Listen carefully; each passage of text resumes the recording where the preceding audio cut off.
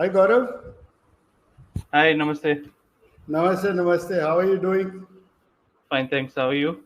Good, good. So, which means I'm audible. Let me just see how many people are here.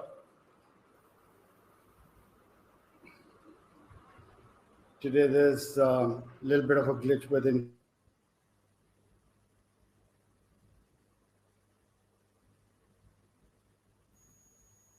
internet, but I'm sure.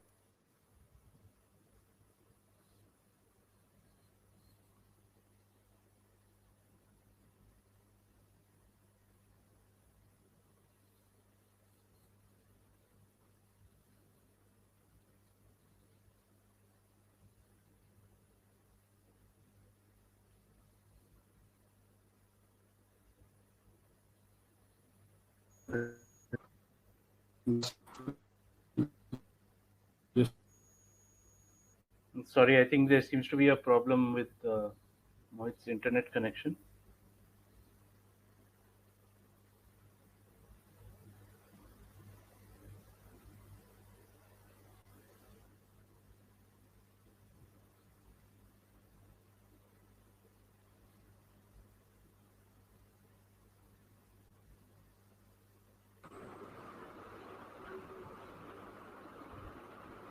Welcome back.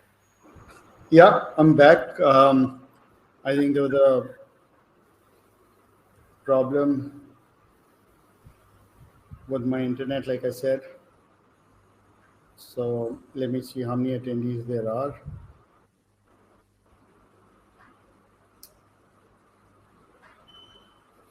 Sorry, friends.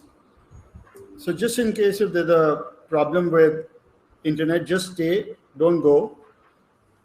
Welcome, Mr. PK Bapanna. Welcome, Rahul. Welcome, Kadir Saab, Praveen Saab.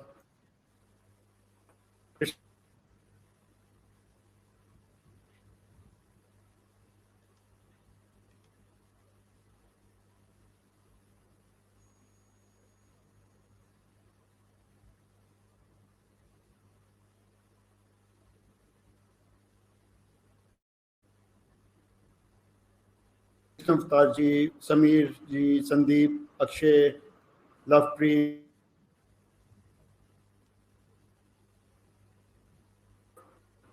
all those people who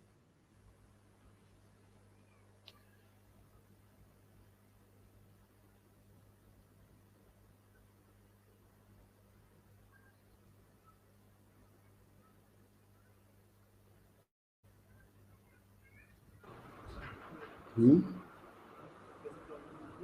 hmm.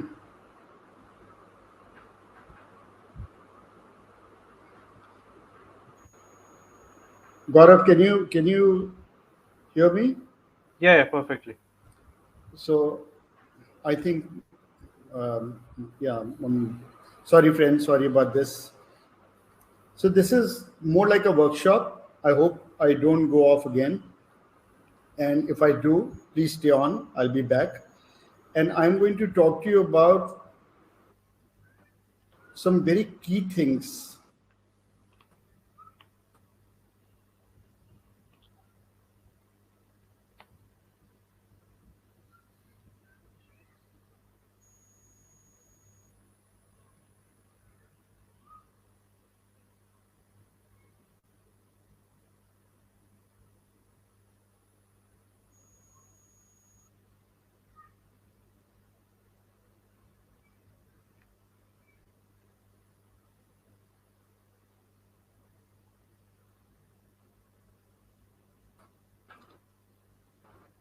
Key factors in or a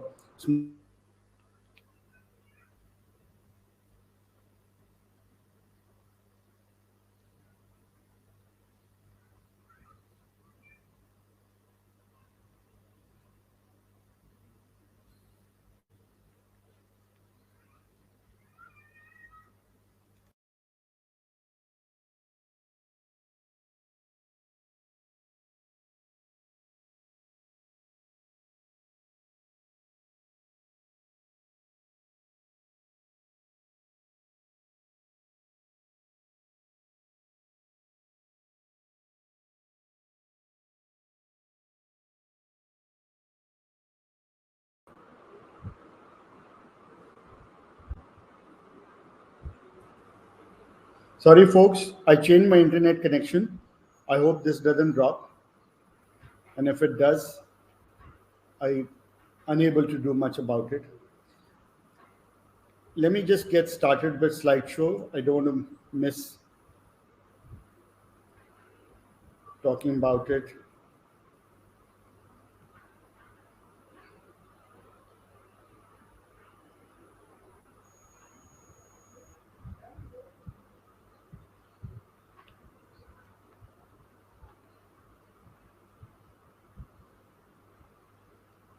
Okay. Is it visible? If it is, could you just type yes in chat?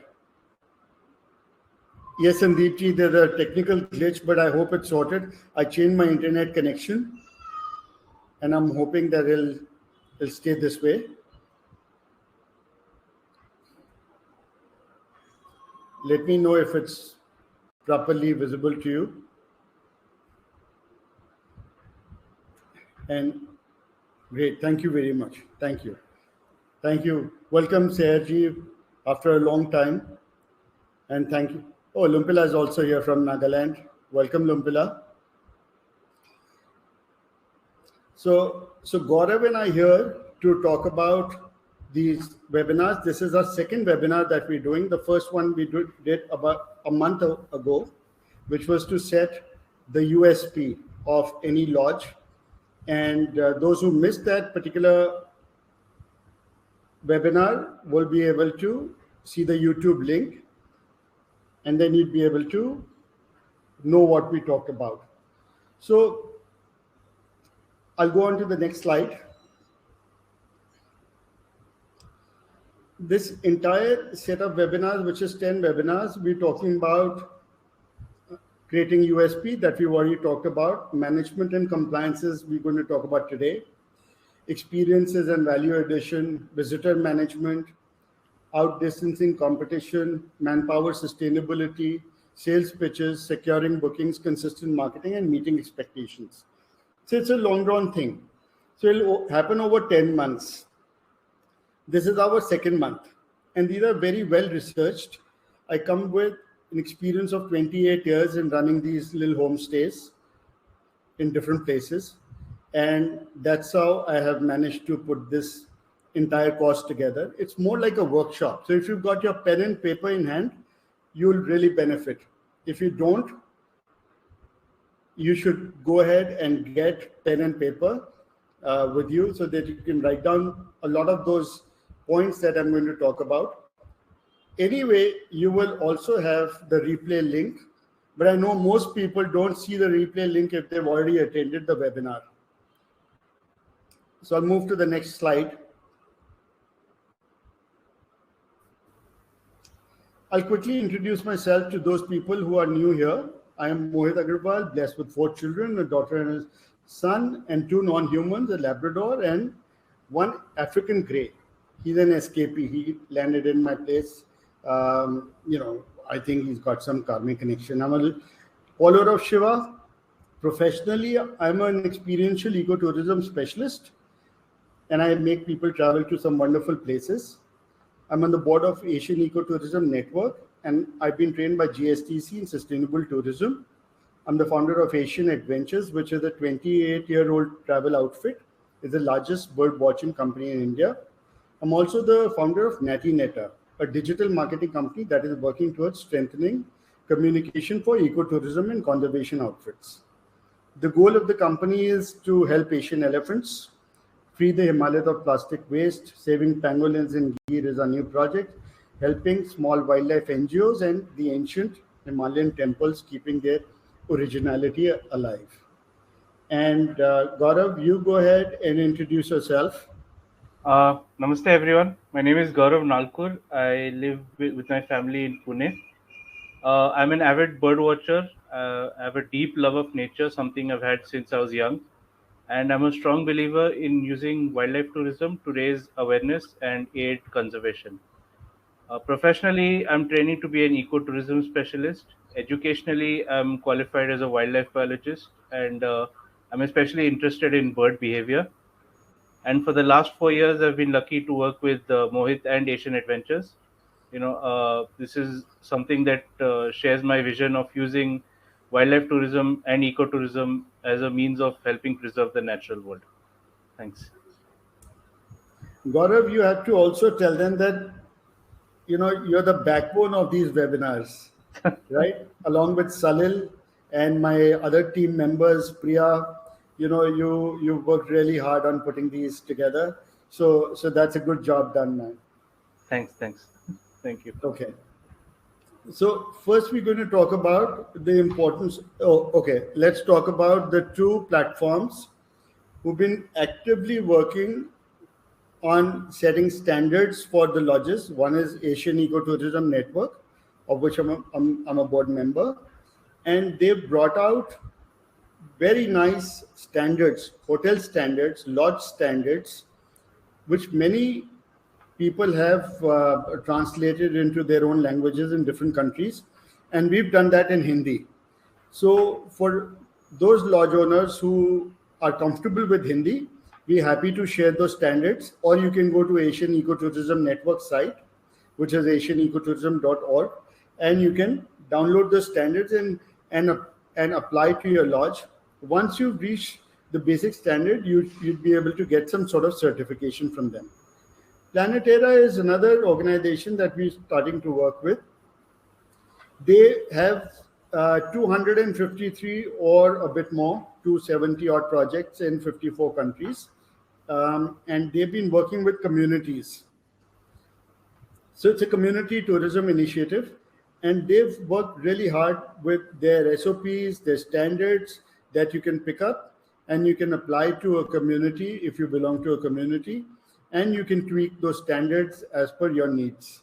So hats off to these two organizations for bringing about such a huge change in the way we've looked at tourism all these years. I'm not going to point out what India is doing or not doing. I think they're doing a fantastic job, but it's still at a very nascent stage, and we have a long way to go.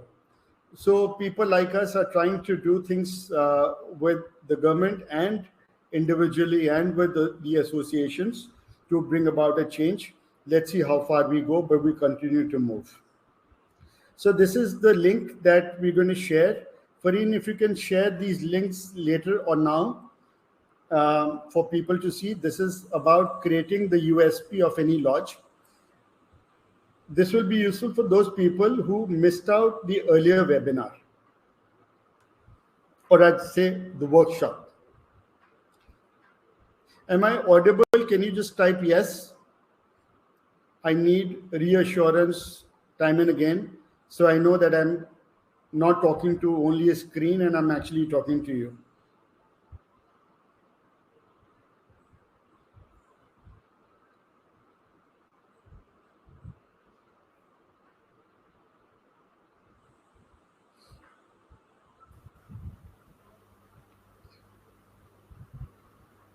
Okay, wonderful. Wonderful. Thank you.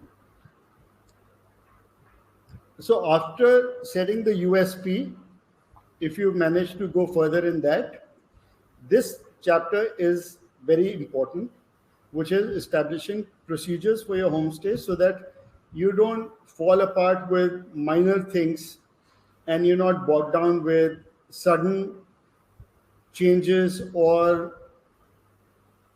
any sort of bombshell that the government drops on you or whatever happens in your processes. So I'm going to talk to you about various things. This this may run over an hour. So if you think that you're getting late or you want to skip it, you may do so after 1 hour, but you'll get the replay link. So whatever that you've got that you missed, you'd be able to see again. I'm going ahead. I think the next slide. Yep. So we'll miss this one because we've already created these slides. I think this was our working slide. So importance of management systems. If it's not managed properly, then you'll have lots of struggles, especially small places, because your system will be absent. You will only be dealing with day-to-day challenges that will come your way, and you will not know how to tackle them all the time. They've So some people have created fantastic homestays, and they've created like really nice natty places with in landscapes which are fragile or beautiful or have so much to offer. And suddenly they call me, and then a lot of people call me every day and say, well, we can't manage it. Can you do something about it? Can we lease it to a company? Can we lease it to somebody who can run it for us? Now, the passion that you built it with, nobody else can substitute that. Nobody else will be able to run the way you had that dream about your homestay. You'll never be able to match that. So it's good to understand how to run your homestay yourself and set the systems. So a good management system ensures consistent quality of meeting guest expectations and delivering great experiences year after year. It can help you align your team efficiently, and the management system will continue to keep your head above water. Friends, if you've got questions, you can continue to type in the chat box, and I'll take them later with you. Let's come to compliances first. That's one area which really scares people who've got small businesses, because compliances can take away a whole lot of your bandwidth, resources, time, and all the money that you've got. So let's understand compliances first. So you got local taxes. Understand that if you're in India, the local taxes will vary from state to state, but now there's GST.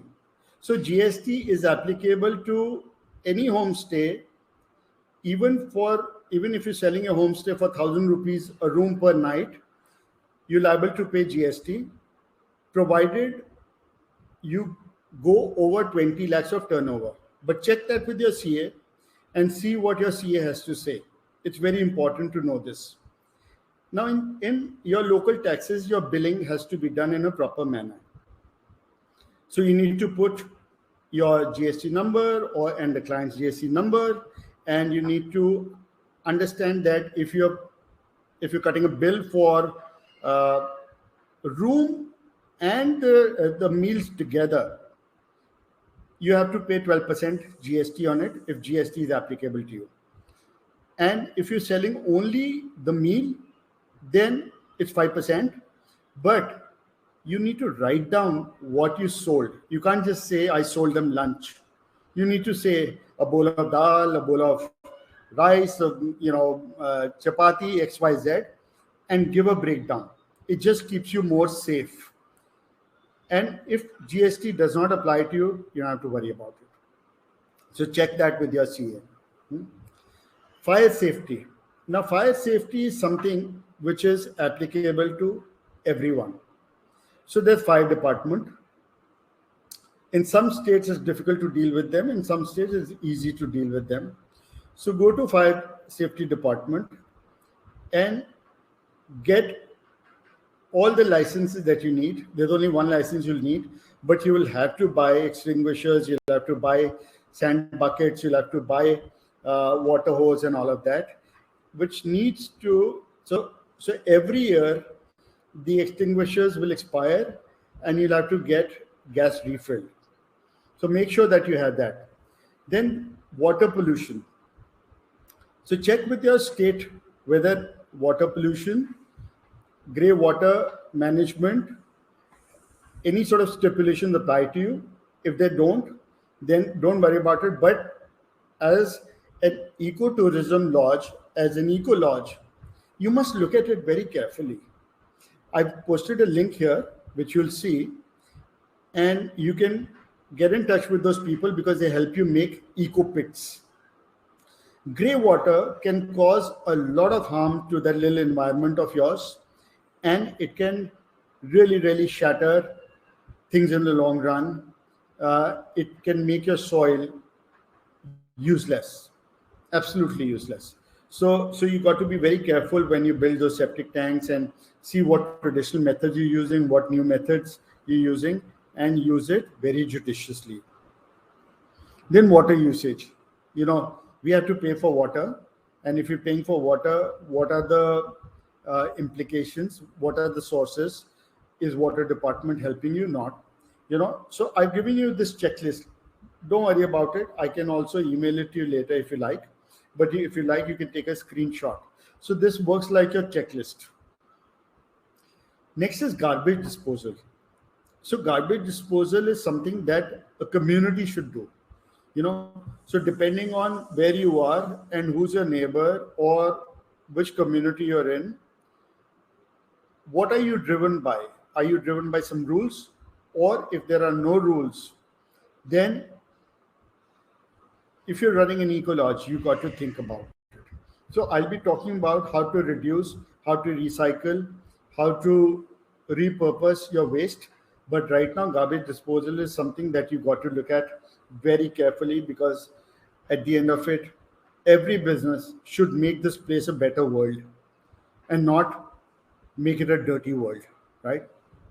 So you need to look at it. You need to do waste segregation. You need to see how your wet waste is being treated, how your organic waste is being treated, and a lot of that, right? Then land usage. So if you've got your traditional house, homestay, lodge, a new small hotel that you built, what sort of land usage rules are there? First, meet with those compliances, and then do what you can at your personal level to make your land more fertile for the garden that you have, the trees you have, the birds that you're going to get into your balconies, and how you're going to make that place more fertile. I'll tell you, we didn't have in India, we didn't have the concept of gardens. The concept of gardens came in with Mughals, and they also came in uh, with the British. Earlier, we never used to have gardens. We used to have these santorums in the corners of our houses, our places, where we would have shrubbery, jungles, uh, to to let small insects live, snakes, rats, things that would control our insect population and would also help our land to become more fertile. But now we have concept of lawns and gardens, and we have ornamental flowers, trees, all of that. Nothing wrong with it, but it's just that we don't have those wild spaces, wild corners. So when you're doing your land usage, can you look at whether your home stay has a small little corner which is wild? If it does, you're lucky, and you should try and create or expand that if you can. Food standards. So FSSAI is definitely, it gives you rules and regulations, what you should do with food, what you should not do with food.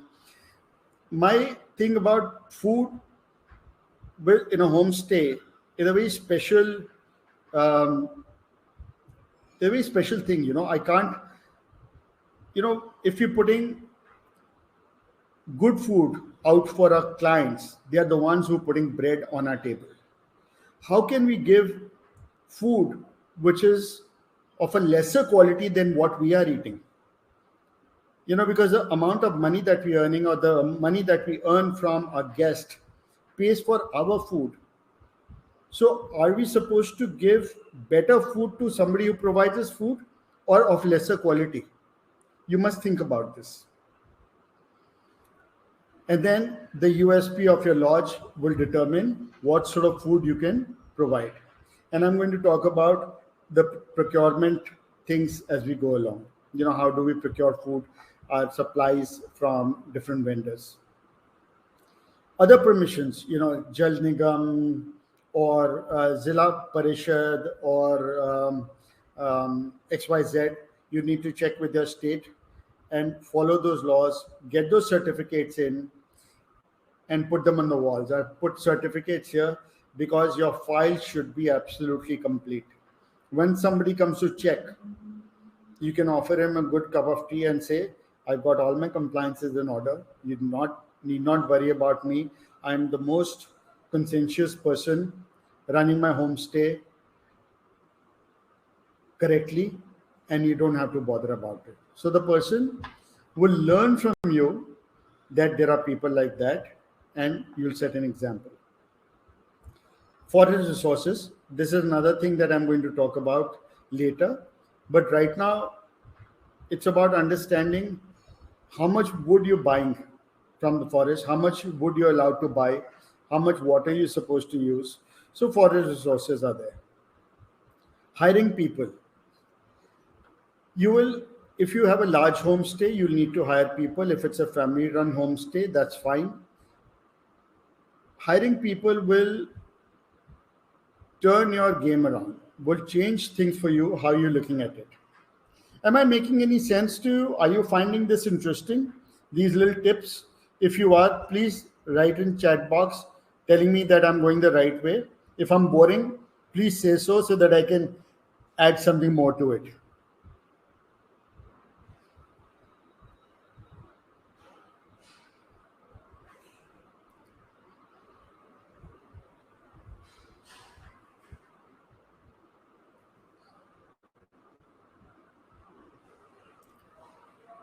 Okay, so that's duties and responsibilities of food FSSAI. I'm just showing you some slides quickly. So these are the things that you will see with us. You'll get safe food. We follow 10 golden rules, 12 golden rules. You'll find all this on their website. So download them, and even if they don't apply to you in your state, that doesn't matter, because they will only help you grow further.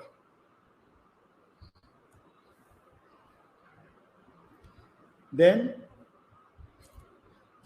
septic tank and sewage system. Fareen has posted one link called EcoSan Services.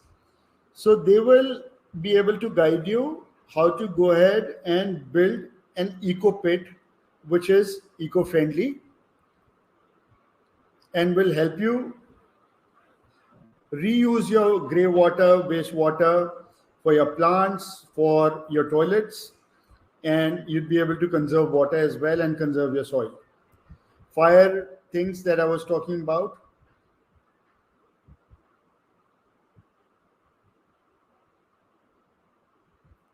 Electrical safety. This is one thing that, the dressing of your wires will mean that, good dressing of your wires will mean the safety for your lodge. And then you don't have to worry about, your lodge, going on fire or any sort of fire hazard that might be there would be avoided. So make sure that you employ a good technician to do the dressing. And if possible, if your homestay is large enough, then you can put an electrical panel as well. I have put electrical panels in both my lodges in Jageshwar and Pungot. Those are only 4-room lodges. And I've got electrical panels, so that keep all our wooden cottages very safe. So this is about GST. Another slide. Now, this is very important. I come to the next chapter after compliances. Let's look at spaces that you have. Spaces in your lodge can be for yoga, or it could be a library. It can be your kitchen. It can be your rooms. It can be a deck. It can be a place for bonfire, shared workspace. So list those spaces down, because now we're coming to the management of these spaces. If you've got these spaces listed out, then what you're going to do is you're going to handle each space in a very effective manner.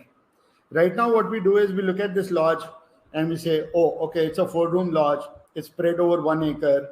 and it's got 250 trees, and it's got four cottages. It's got one dining room, and it's got two stores. It's got one kitchen store, and it's got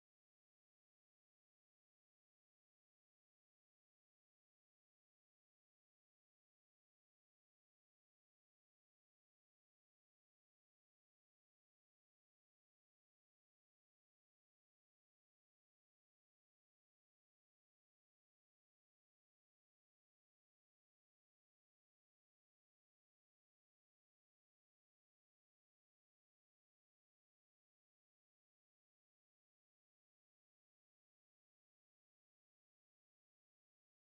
got a garage and it's got two common toilets, all of that, right? So list this down.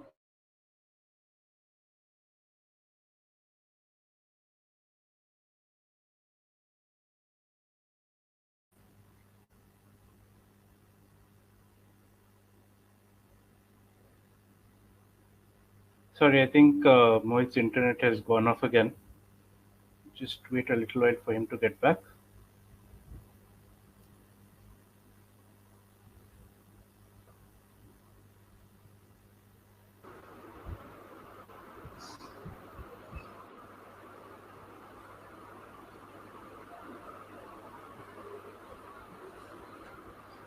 Sorry, friends. My signal dropped again. It's just an odd day. Let me know if you can hear me properly. If you can, please type yes in the chat box, and I'll continue to move ahead. You also need to specify um, what is it that the customers are looking for in these spaces, and how are you tackling them.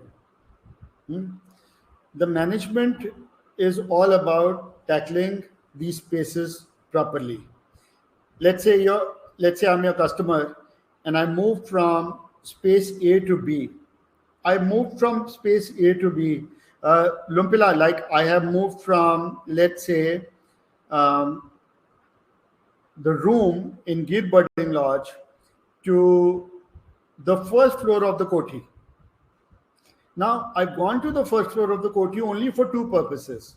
One is either I want to sit there and birdwatch and look at the big tree, or second reason is because that is where I get internet connection. I want to sit there and work, right?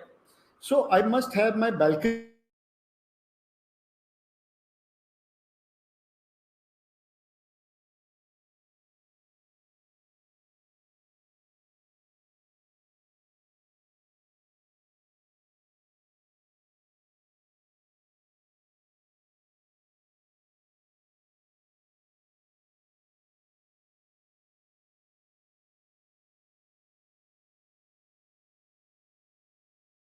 Balcony opening out towards the tree, which has enough space, is clean, it's nice.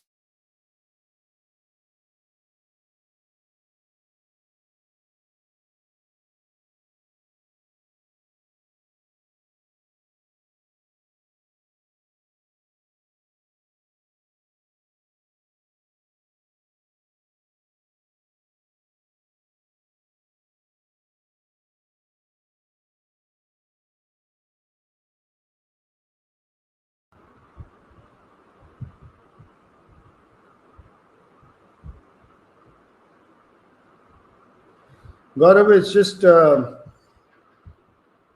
bad day with internet connections. I have three connections and all three of them are dropping somehow. Anyway, so we were talking about spaces,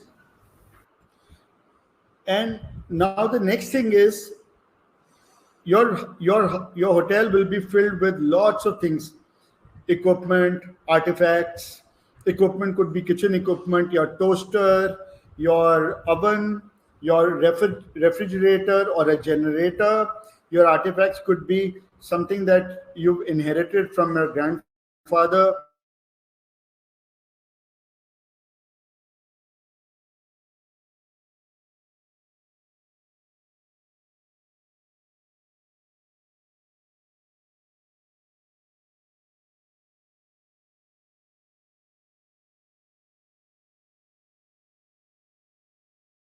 you or his books, or his your collector's items, right? And some people would have misused them if I'd not looked after them well.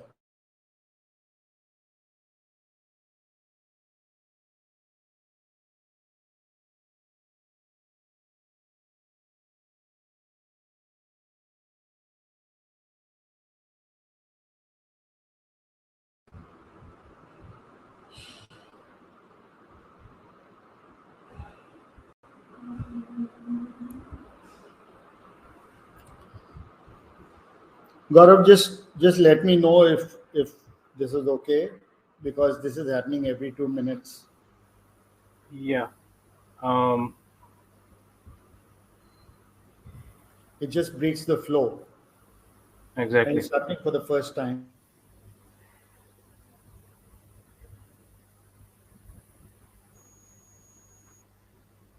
Well,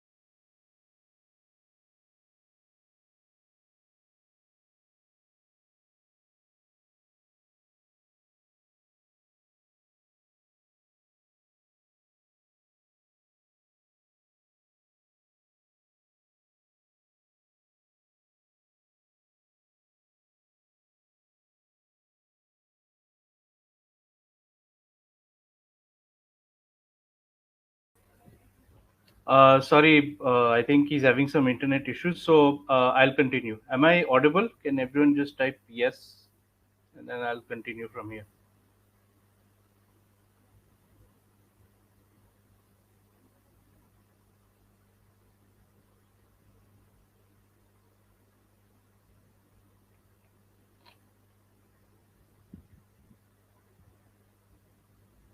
Okay.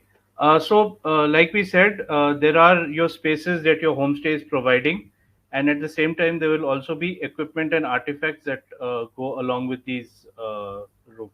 So, for example, you can have a sacred room. A sacred room will not just be the four walls, window, and a door. Uske andar bhi there will be the artifacts that you are keeping, the equipment that you are providing, and so on. Similarly, if you have a library, you'll be providing maybe a reading space to sit and read. You'll have books. You might have a writing desk. Scenic beauty is also a space. Whether you have a lookout point or a bird watching point, a sun deck, the sunset point. So these are all spaces that you can provide in your homestay. But again, you have to manage how you are providing these spaces, and what kind of equipment and artifacts you're going to be keeping in them.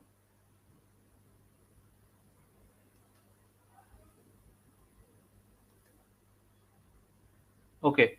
So the main thing that we're coming to is how do we manage these places and the equipment that they have. What we have found very effective is to set up calendars for periodic upkeep. So we can plan well in advance. So for example, as you can see in the little screenshot that we've given, one day you can take care of your carpentry work. One day you can take care of your painting. One day you can take care of your plumbing.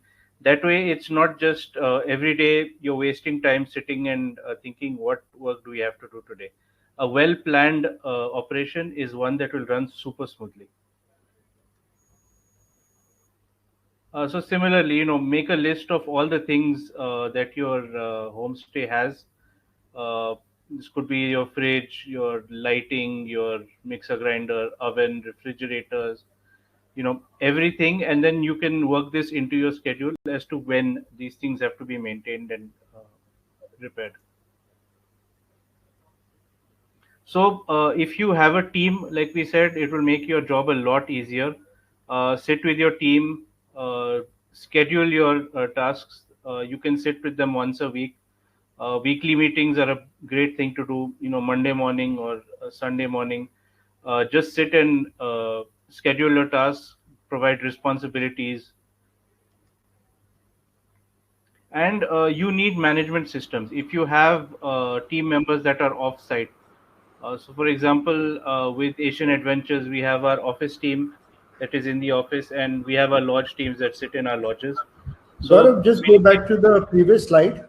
sorry, Just go back to the previous slide for a second. this one. I'm sorry, I'm butting in. So friends, Gaurav, you will only continue. I'm just coming in because I want to tell people that these are the areas. This listing is extremely important. Take a screenshot. This has almost everything that you need to uh, draw methods for. When you say electrical, electrical will mean everything right from your switches to your electricity panels to your fuse boxes, your big cables, small cables, and not just that, also your electrical gadgets. Make an extensive list, maybe about 50 items, 30 items, 40 items. Not everything has to be looked at every day.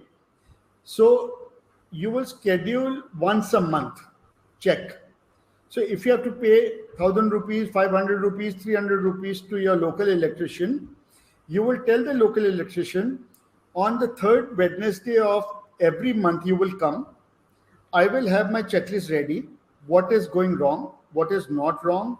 And third Wednesday of the month, you got to be here Wednesday, Thursday, one day here or there, it doesn't matter.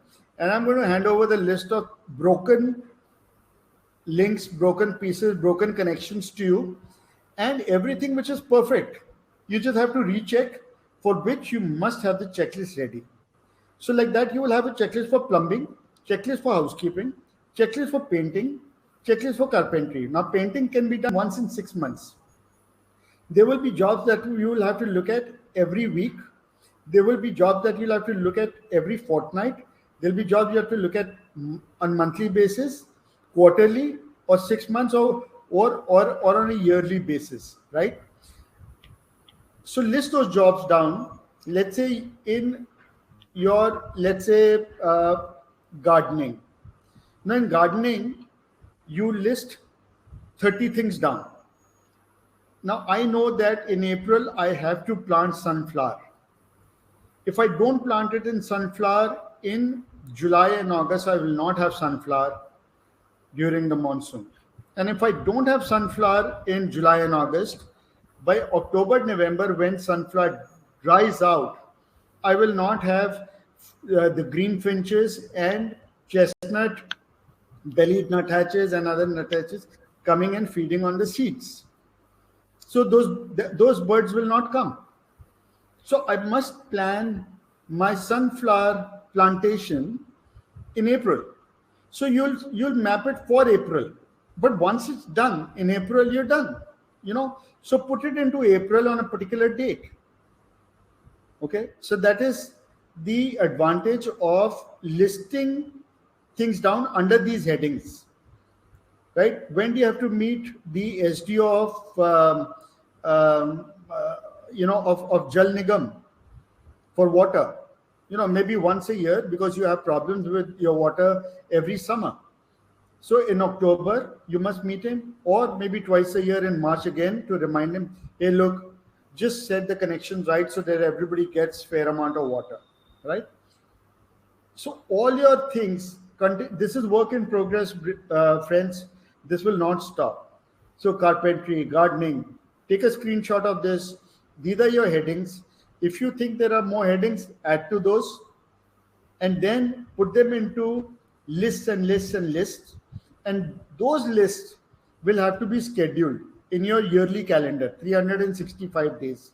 Some days you won't have any jobs, some days you'll have 4 jobs, which if you have a team, you can assign those things.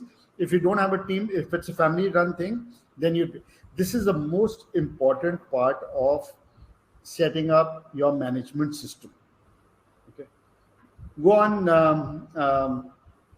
Gaurav, over to you. Thanks for explaining that so beautifully.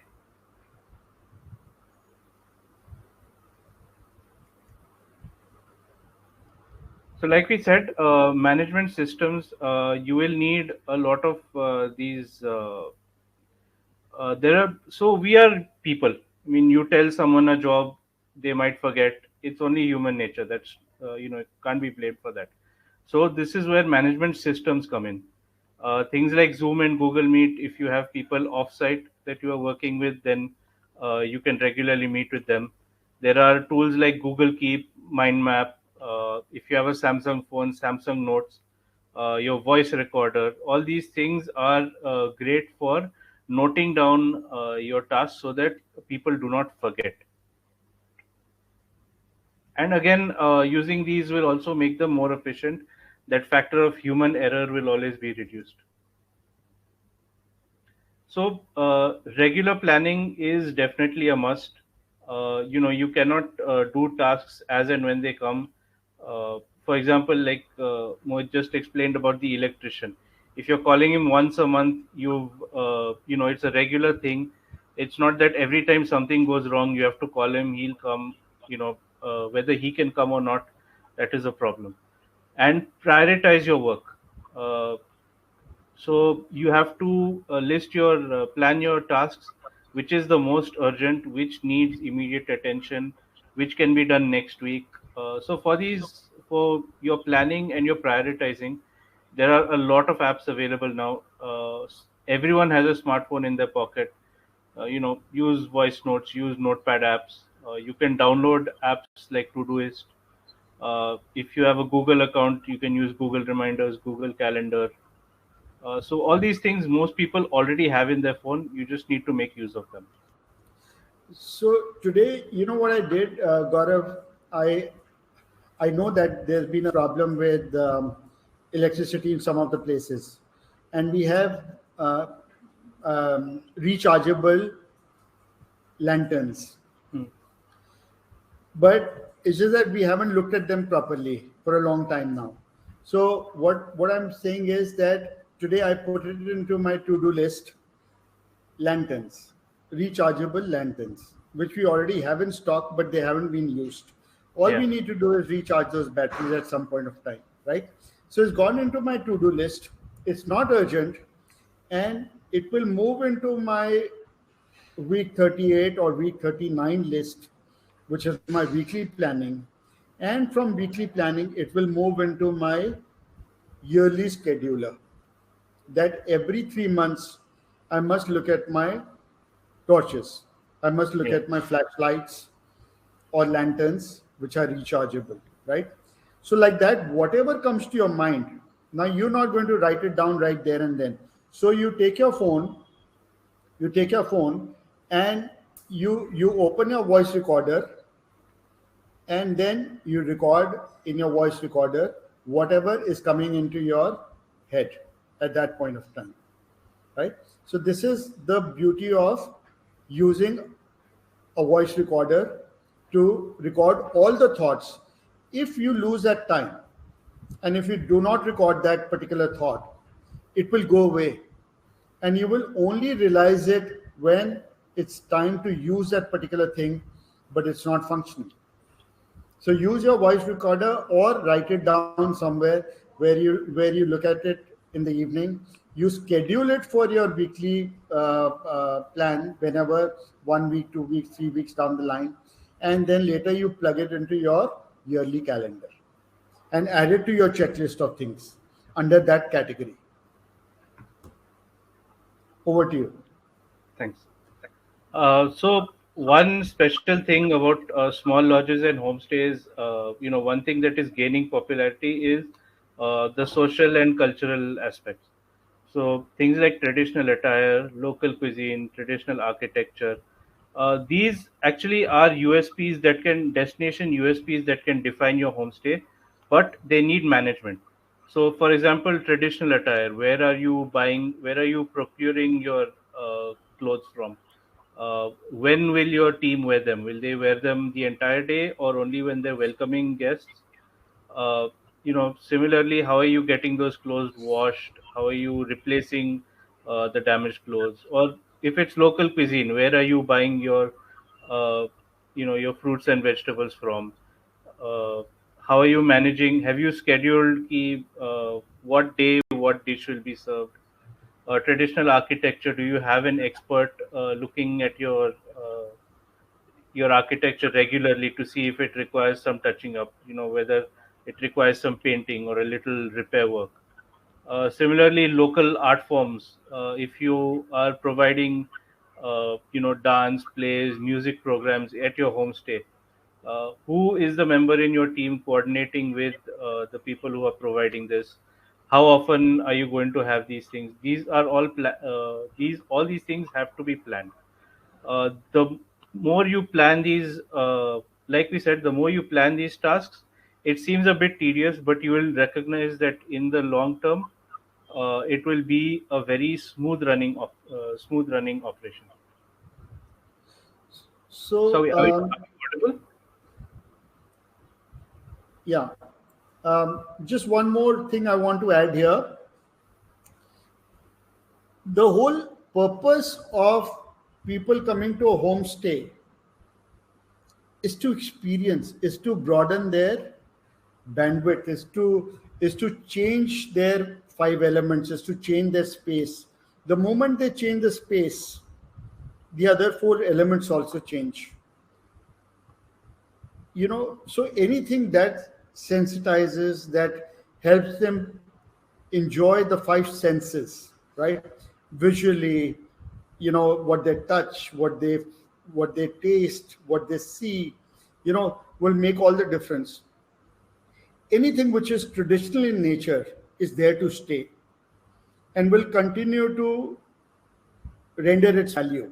So whether it's to do with attire or food or dance forms or any sort of scriptures, any sort of art forms, all these little things, architecture will mean a lot.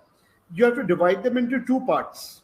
One is internally what you're going to tell them, and one is externally what the destination is anyway offering, and what are you doing about it. For example, in Jageshwar, where we have our lodge Vansarai, it's a Himalayan spiritual lodge. We've got a temple at the base of the lodge, which is called Rinmox Devta Temple. So we look after that temple. We go and we clean it. Our team cleans it on a regular basis, and we light a diya.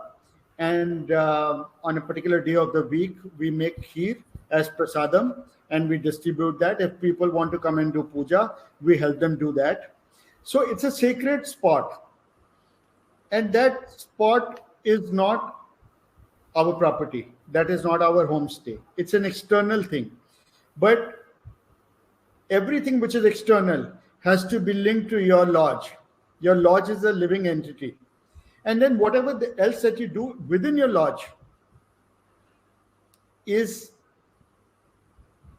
adding to the experiences of your tourists, right? So Lalita ji says local cuisine like chaat or snacks can be bought from local vendors, or you have to prepare it to homestay. You need to check that if the local vendors make money and they are good and they're clean and they follow certain hygiene patterns, why not support them? This is how we should do it, right? But if you think that you want to prepare it the way you want to do it, especially for them, with lots of love and affection, with all the good energy that you can put in for your guests, and that guests are like your little babies, then go ahead and prepare for them. Yeah. So, so there was this fellow in the local market, and he used to sell momos, and his momos were fantastic. And he had this little old, can of ghee, which was there to protect the stove that he had from the wind, and he had painted it, and he had called it Momo Both. So I said, "What is Momo Both?" So he says, "Ek non-veg or dusra veg." So these little things also, add to the experience of the tourist. They'll find it very funny. So let them, you encourage them to go to those people who have those specialties, those mouth watering things which you can't prepare, or yours may not be good enough, or the other ones are equally hygienic. So go ahead and promote them. Go ahead, Gaurav. Thanks. Local traditions. For example, at Vansarai that Mohit talked about, we always welcome guests in a local manner at all our lodges, actually, but especially at Vansarai. Similarly, you're providing traditional aspects, temple visits, local history, local monument visits, and when we come to local aspects, one of the main advantages is hiring local talent. So, of course, this provides income and growth opportunities to locals, and the local community will always be grateful towards you. But at the same time, you are also making full use of their knowledge. The knowledge that they have of the local area, no one else will be able to match it. And so, when you're introducing these traditional aspects, when you're introducing these traditional experiences, it's going to go a lot easier, and so the burden won't be entirely yours. You can leave the management of some aspects of your running to other people. So for example, liaising with local bodies. If you have a local guy in your team who already knows or is already been in contact with local bodies, who knows how to approach them, then you don't have to take that burden upon yourself as the owner or manager. Also, what happens, Gaurav, is that a lot goes without saying, because you've done it so many times. You would just tell, hey, somebody wants to go for a trek to Kunja Khadak. So he'll ask you, does he want to go bird watching, or he wants to go trekking, or if he wants to go and sit and meditate. So you ask the client what the client wants to do, and then he will know what to do. He'll know, Exactly. he'll have a checklist. He'll know he needs to take a mat, he needs to take a picnic hamper, he needs to do XYZ, and he needs to bring the trash back. So a whole lot of your problems are sorted because he's not only a part of your team, he's the one actually conducting that experience. So how he talks, how he narrates his own experiences. देखो कल यहाँ पर बाघ आया था, there was a leopard here, or there was a tiger here, or last time when it was snowing, there were rhododendron flowers on that white snow, and it looked like you know vanilla ice cream with strawberries and all of that. I've heard these stories, and they just melt. um it's a melting pot for your client and for the local people. It's such a Definitely. beautiful experience. It's absolutely wonderful, as you can see in this slide. Yeah, so, like you can see in the slide, experiencing a homestay kitchen, especially a traditional one, is unmatched. You're not going to get the same experience back at home. You're not going to get the same experience anywhere else you go. So, of course, when you hire your local talent, when you have your team and you're managing them, you have to motivate them, and you have to make sure that everyone is working well with each other. So regular team meetings will ensure that your operation runs smoothly. You can find ways to empower your team with new skills. So for example, you have somebody who, uh, let's say, works in housekeeping, but he's very keen about taking people on treks. He's very experienced with this in his already, and or maybe he's interested in bird watching.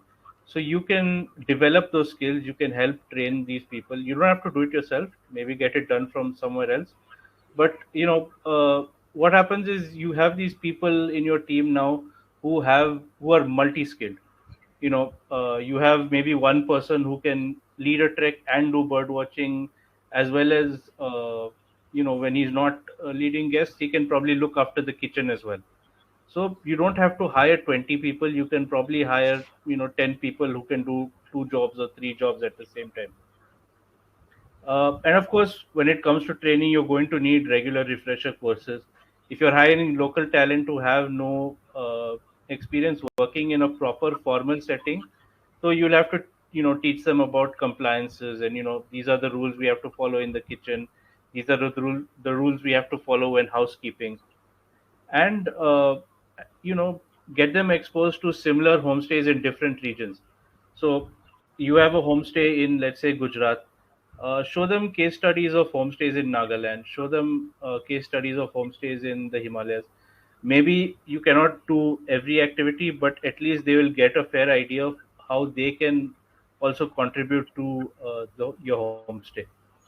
And this builds inclusivity. It improves the spirituality, the empathy, the teamwork, and overall makes your workplace a much better, much more positive to work.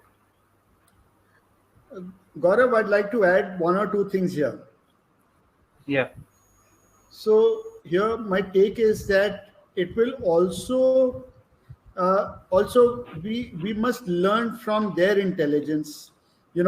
Let's say I'm a part of the community, and I know that I'm running a homestay, and this is my community, and there is certain amount of intelligence which already exists in my community, or it exists in the area where I am, and I must not underestimate that. That could be larger than whatever I'm trying to do. Correct.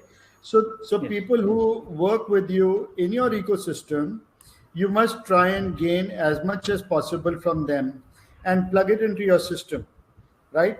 And moment you do that, you will see that the alignment will be a lot better. Correct. Now, there's another thing that I want to add to this is that it is our responsibility, your responsibility as lodge owner, to ensure that there is financial freedom for your people. You must encourage them to look at different kinds of investments, to bifurcate their take home, take away salary, whatever that they get. How much is it for their family? How much is it for themselves? How much can they put away as investment, so that tomorrow they have a financial wall building behind them, something that they can lean upon. This is something that every homestay owner must do, and for themselves as well. That what is it that you will save for the rainy day? What is it that you will save for another COVID that may happen or may not happen? But you've got your backup, and that is something that financial freedom is something that you must consider with every bill that you cut, both for your team and for yourself. Totally agree. And we have this saying, teamwork makes your dream work. So a team that gels together, that they know that everyone is looking out for them, their way of working is a lot better than those who are always fighting with each other, always arguing. So it's always, all these things get people on the same page. So, for example, I'll just give an example. During the lockdown, when our lodges had no business at all, we had our lodge teams who were in the lodge, and they said, "Can we, inspire a cleanup drive?" So we said, "Yeah, why not? I mean, as long as you know, follow certain aspects, there's no problem at all. So we had our lodge teams carrying out cleanup drives. They were inspiring people from the villages, people from the surrounding village, joined in. And now, even when business has picked up again, this has still become a regular thing. For example, in Sasan and Pangot, we are carrying these out regularly, almost every year.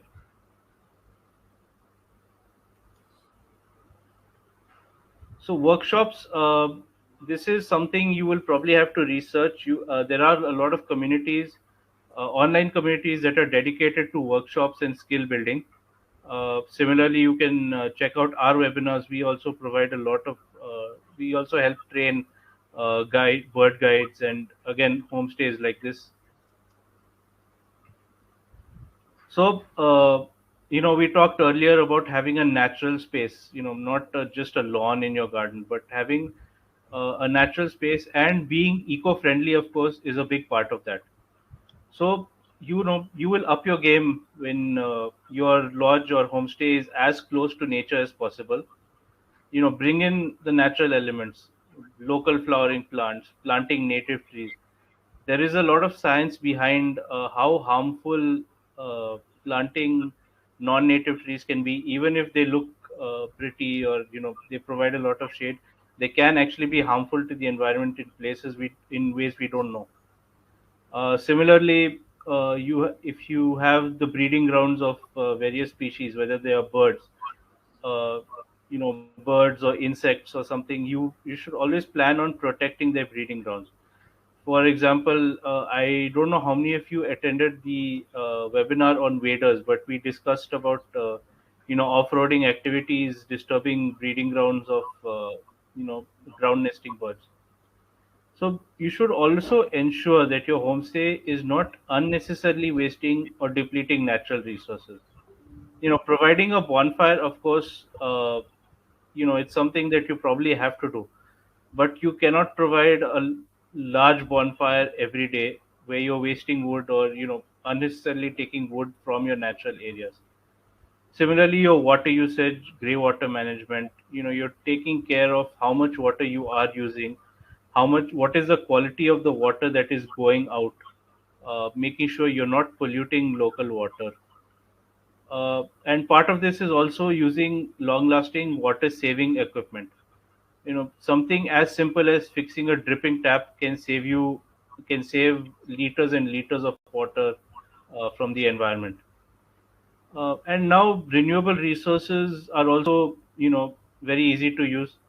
We're not saying go off the grid and turn your entire thing solar, but you can get solar cookers, you can get rechargeable solar lamps.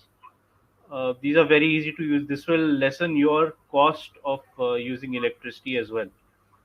And every day we hear about new methods and new advancements in saving electricity, saving water. So keep up to date with this. If you can adopt them, then all well and good. And of course, like we said, things like firewood for bonfires and fireplaces, you have to be judicious. You have to use your judgment to make sure that you are using it sustainably and not unnecessarily wasting your natural resources. Gaurav, another point is to use bioenzymes. So while we are doing this now in Pangot and in Sasan, we haven't started using them yet because we're still preparing them. And that's the intention of doing that is that we will go away from using Harpic, Lysol, um, Prill for utensils, for clothes, for other things, and we'll be using bioenzymes, which is absolutely eco-friendly, and also to clean up gray water, and also to clean up stagnant water where we have lilies and other things, other ponds, to make them more biome centric. So this is something that we need to look at. And if anybody wants a contact of Mr. Satish Jain, who is one of the top experts of bioenzymes in Raigad, he'd be able to help you. So lodge owners, if you want to move away from chemical based things, For cleaning up, I suggest you use bioenzymes. So there'll be a chapter, there'll be a webinar that we'll be doing on bioenzymes very soon. Don't miss it. Thanks. Similarly, at Vansarai in Jageshwar, we've moved away from chemical air fresheners in our rooms. We're now using natural herbs that we responsibly get from wild areas. And the scent that they leave is unmatched. It's longer lasting. It's more natural. We've stopped using chemicals in our rooms as well. So solar cooker, for example, these are easily available. You can search online for them. Uh, if you have shops in your areas that provide such things, they're very easily available, and it's not even that difficult. Learning how to use a solar cooker is as easy as watching a tutorial video on YouTube, a 5-minute video on YouTube. Instead of scrolling through Instagram reels, we can watch something a little more useful.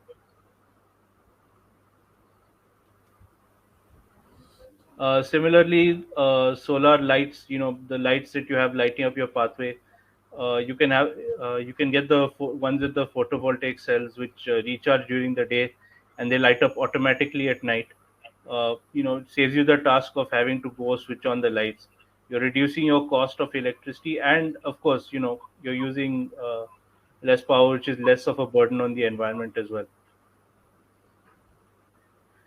So one more thing that you have to plan for is actually procuring your supplies. So where are you buying from? How are you buying? How often are you buying? This is something that has to be planned properly.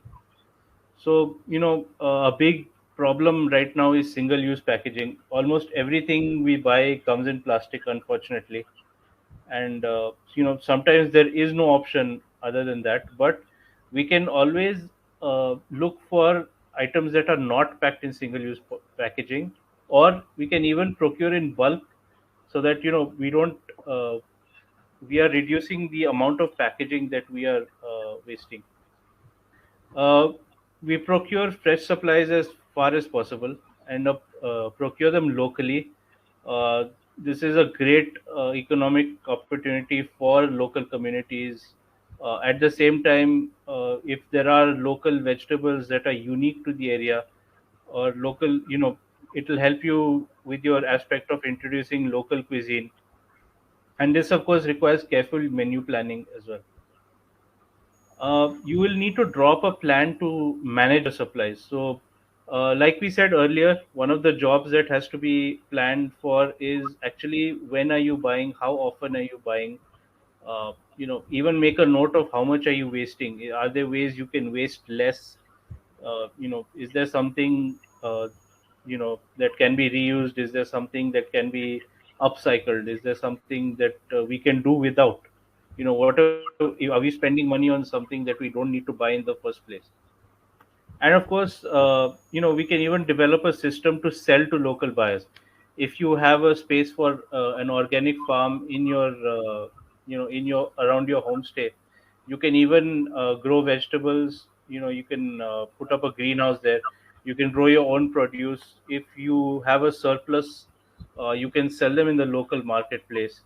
Maybe you can sell other things. I've seen homestays that have beekeeping and they sell honey to the local village as well. So something like that. And of course, practice fair trade, buy and sell responsibly. You know, look at your ethical practices, calculate your green miles. You can search this up on Google. They're very easy to look up on how to practice fair trade in a local area. So, Gaurav, the point that I want to make here is that people will go back and will remember you for the good food that you gave them, and they will never forget that.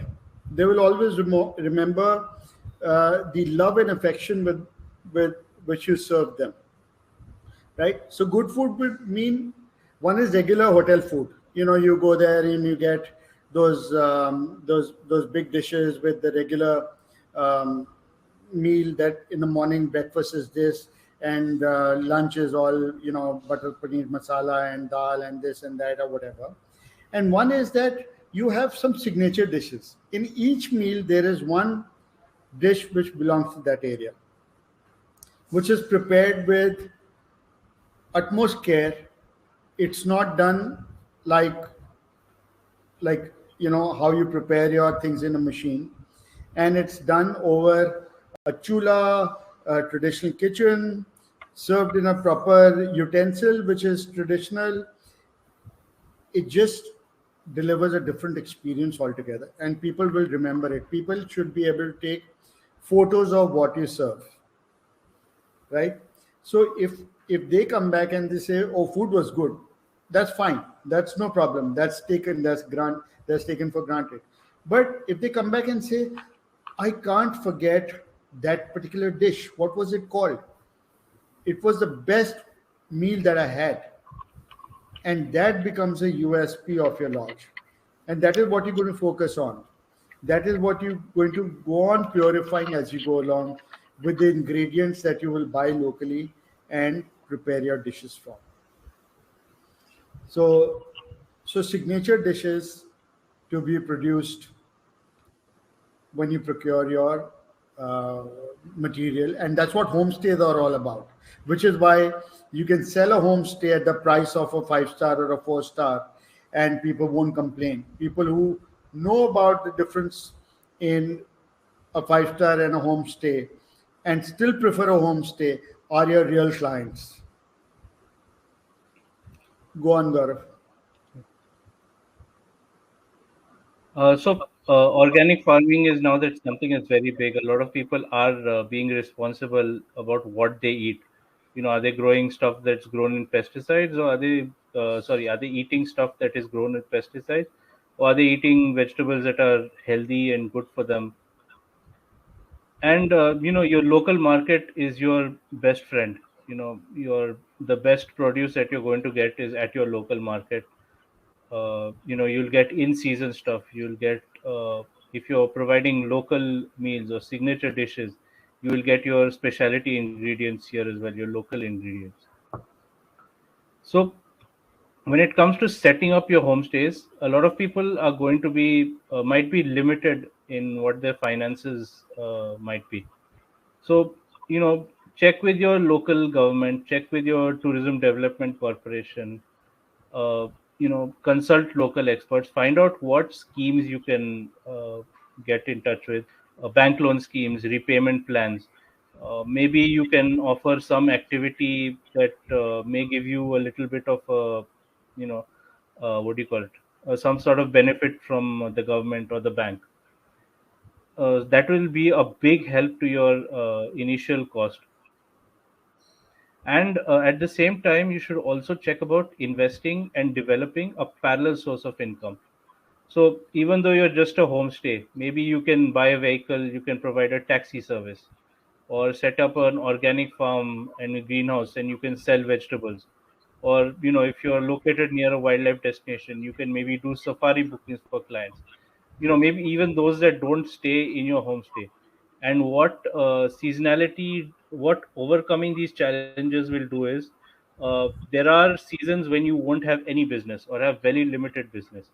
So for example, those that are near wildlife destinations, you're not going to have a lot of business during the rains. But during that time, you can gain a little income from providing a taxi service or selling your vegetables. uh, we all went through COVID, 2 years of COVID, and things like this could have really overcome the lack of traveling that was going on. Selling your organic vegetables in the marketplace, things like that. It's actually very easy to do if you have the space.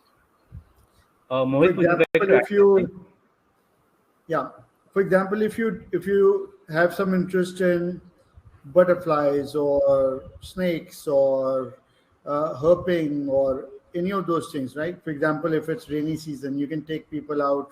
You can invite those people who are interested in herpetology. you know and rainy season is the best time to go looking for snakes and frogs and things like that, all across the area. Or so you could develop that. You have to go on adapting to different seasons in different ways.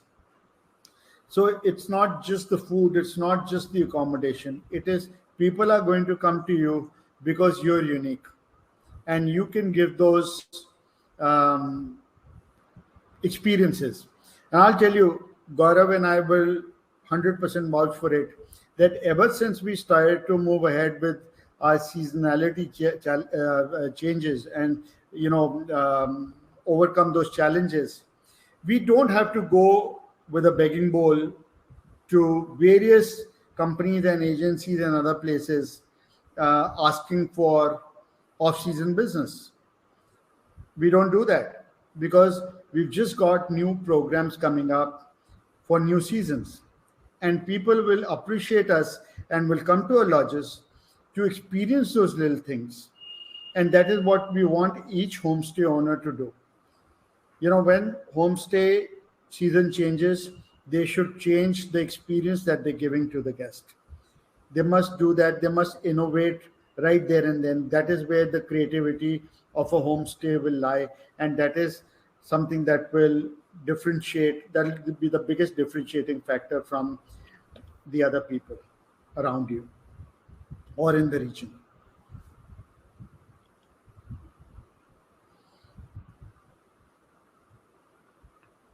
So, yeah, seasonality is a big game changer for homestays, especially those which are if you're a small homestay, you often cannot do with a lack of business. Like Mohit said, you don't want to go with a begging bowl to tour agencies and travel agencies saying that please give us business. We don't have any, we're willing to give any discount. uh, Change your thing. For example, in Gir Birding Lodge, Gir National Park is closed during the monsoons. Uh, until last year, or I should say, until before the lockdown, monsoon was almost a dead season for Gir Birding Lodge. But this year we decided, we'll have a Hatha Yoga program, which went off very successfully, and we're making the most of the natural settings, but uh, offering it in a different way. We're offering it as a calm, serene place to come and meditate and do yoga. Or even now, vacations have become very popular. In the rains, offer your wildlife lodge as a place for people to come and work under your Wi-Fi. They can avail your services, they can have a good experience, and who knows, maybe they'll come to you for another experience. Someone who comes for a vacation might come to you for bird watching, or might come to you for wildlife safaris, or treks or something like that. Everything it could build, it's a great referral building system as well. So of course, it all boils down to what do you want to tell your clients. you know so can you effectively communicate your mission and values? uh, for example, an eco lodge is one that would want to be close to nature and provide eco-friendly activities. But can you communicate that to your clients? Do you have a problem where clients are coming and expecting five-star services and a swimming pool and 24-hour Wi-Fi and things like that? uh, you have to find your target audience and you have to effectively tell them. So you can show your flow charts and systems to your clients. They'll A lot of them will be asking, why should I stay at your place? Why can't I go to the city for a hotel? It'll be much cheaper. And you have to show them why staying at your homestay is going to be a special experience for them. Don't skimp on signs. Whether you are providing signs to your rooms or signs to common areas, or even things like do's and don'ts. Use simple effective language that evokes emotion. uh, you don't have people coming to the front desk asking for every small thing. It'll also be a great experience for your guests as well. They'll remember that everything is so easy to uh, move around in your homestay. And of course, no false promises towards your guests. You don't want people telling you. So, for example, people who come to you for bird watching and they want to see a particular bird, but let's say it's not found in that season. You shouldn't falsely promise your guests saying, "Oh, yeah, come down. We'll look for it. Not a problem," and all that. it'll be a big negative for you. It'll be a bad referral is has a lot of impact when it comes to a homestay. Uh, a guest will always appreciate honesty. If you tell them, so for example, a guest may ask, do you have Wi-Fi in all areas? Do you have Wi-Fi in your rooms? If you say yes, of course we do, and they come down and find out that the Wi-Fi is only in the common areas, it will be a big negative for you. But at the same time, if you honestly tell them, these are the things that we provide. I'm sorry, we won't be able to provide A, B, and C. They'll always appreciate your honesty.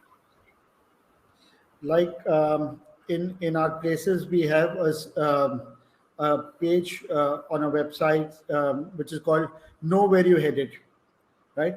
So we want people to know all the negatives of a place or all the shortcomings of a place, so that people are prepared and they say, oh, this place is for me or this is not for me.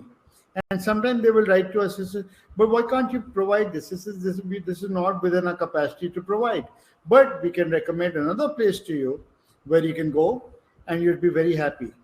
So a lot of time people appreciate us, and then it also generates referrals for us because they know exactly the kind of people who would like our place. And they say, oh, we didn't go there because we wanted this, but this place is meant for so and so. So we make friends for life by telling them how what our shortcomings are. Similarly, it will also narrow down your target audience. You won't get guests that you won't enjoy looking after. You'll get guests who know what they're coming for, who are going to appreciate your homestay. So, you're not going to get irritated. You're not going to get sick of your dream, basically. So, to be a market leader, you just need to remember three simple points. One is communicating through inclusivity, empathy, and oneness. So this applies whether you are communicating with your guests, with your clients, or even within your team. The more included people feel, the more a part of a process they feel, the more open they're going to be, the more the better positive experience they're going to have as well. Feedback mechanisms are a big, you know, draw. Whether you have suggestion boxes, complaint boxes, reviews and testimonials, TripAdvisor or Google My Business. It can be a great way to improve your business. It can also be a great way to find out what people are looking for. Um and as you change up your game, you'll be able to provide a much better experience, and you'll get more referrals. And don't forget to ask your guest for referrals. You don't have to be ashamed. uh, you know Ask your guest, would you refer us to your friends and family? If it is within your capacity, you can even offer them discounts, like, if they say that, I have come through so and so's referral, you can probably offer your first client a little bit of a discount the next time they visit or something. And this also lowers your client acquisition cost. You won't have to market so much. You will have people doing your marketing for you, in short. Also, one thing that you need to know is that when we were talking about planning, one very important part of the plan when you're doing your weekly plans is also to do your daily meetings with your team. When what is it that has been planned for tomorrow? Is there a change in it for tomorrow or not? And if possible, get your team to meet at 7:30 for 5 minutes so that they all know that these are their daily jobs and these are the extras that have come up because it's been scheduled like that, and hand over those little slips to them. So when I so 8 months from now, when I start to do a course on homestays, I'll be telling you exactly how to run those schedules and those systems and those little things. There'll be many things that we will be giving out to the people who enroll for that particular course. But that's 8 months from now. Till then, take as much information as you want, we're going to come up with another webinar on the 15th of October. Go ahead to the go on, Gaurav, to the next one. Thanks. Social media, of course, is a big way to communicate with your clients. It's a big way to get referrals. It's a big way for clients to get back to you as well. They can message on your page saying, we had a great time. They put up videos. There are so many travel influencers who are putting up reels that are generating business for homestays. So referrals and testimonials are a great way of getting business. Similarly, your signage, the number of signs that you put, is your property easy to navigate? Are people having problems finding their way around? These are small things. They might seem minor, but a lot of people remember these small details. So, in short, once you adapt all these management techniques, it's really, you'll change your game for the better. You'll be a market leader. It's a positive cycle where good reviews get you more clients, which generate more good reviews, which get you more clients, and so on and so forth. Your more efficient management will mean greater profitability because you'll be adopting techniques that are decreasing your costs. There will also be a sustainability of your resources, and these are things that will get much easier as you go along. And of course, you'll enhance your reputation among both your clients as well as the local communities in wherever your homestay is located.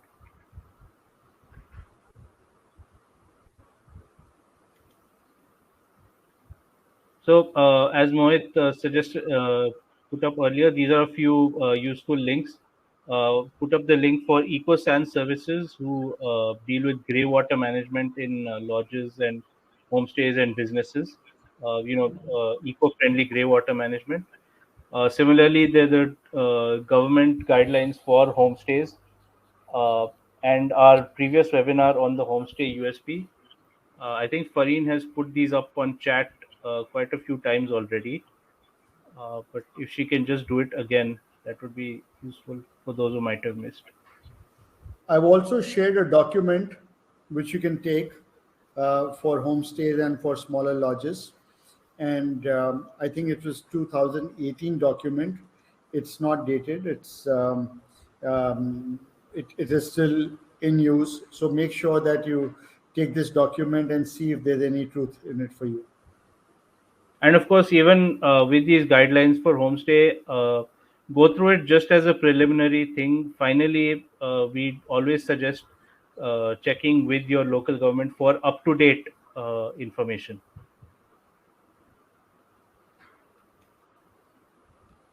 So thank you again, everyone, for joining. Sorry this went on a little late due to the technical glitches, but I hope everyone found this webinar very useful. And we'll be having our next workshop on the 15th of October. And hope to see you hope to see you again. And we hope there are a lot of other people there as well. So let us know if you've got any questions, um, or if you want to ask anything in particular, then we'd be very happy to reply to you. And and if you liked or disliked anything about this webinar, do let us know. There is so much more to talk about. I know it's in an hour and a half we couldn't complete everything that I wanted to tell you, but once you've signed up, you're in our database, and you'll keep getting these little tips from us every now and then. Friends, one tip for the month of September: do not kill spiders. Let them complete their life cycles. Wherever you find them, wherever you find webs, don't remove them, because the spiders will be controlling the insect population which is breeding right now in your lodges. Then by October, or let's say early October, if you want, you can remove the webs. Right now, don't remove the webs, because the spiders are busy eating away the extra insects that are breeding around. So they're helpful. They're good lads. They're good things to have in your lodge. Yeah. If you've got any feedback for us, let us know in the chat, and then we'd be able to take that on. And if you like the webinar, we'd like a few comments from you. We both will be more motivated to bring you more information as we go along. And thank you, my team at Asian Adventures, for putting this together. You all did a lot of hard work, and a lot of thought has gone in. The next one that we're going to do will be on 15th of October. We'll tell you the subject once we've finalized which one it is. We're trying to keep the flow going. So thank you for being here. The next webinar will happen on the 10th or the 11th. I think it's on Borneo. We'll send that information across to you. Thank you, friends. Thank you. Namaste. Have a great time. Thank you, everyone. Enjoy. Good night. Thank you. Bye-bye. Bye.